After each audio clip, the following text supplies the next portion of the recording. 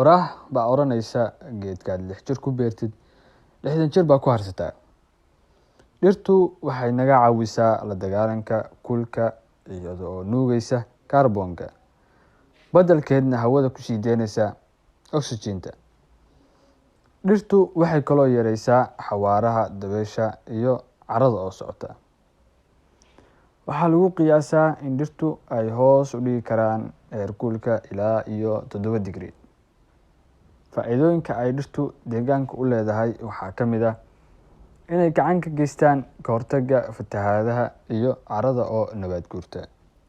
Dhirtu waxay sidoo kale hoy u tahay xayawaano badan sida shimbiraha, cayayaanka, fiidmeerta iyo noolayaal kaloo fara badan. Sidaa darteed, sida kuu muuqata, dadka, xayawaanka iyo deegaanku waxay ku tiirsan yihiin geedaha si ay u noolaadaan. Beerista geedo badan waxay kaloo ka qayb qaadataa soo celinta kaymihii lumay iyo yareynta isbeddelka cimilada.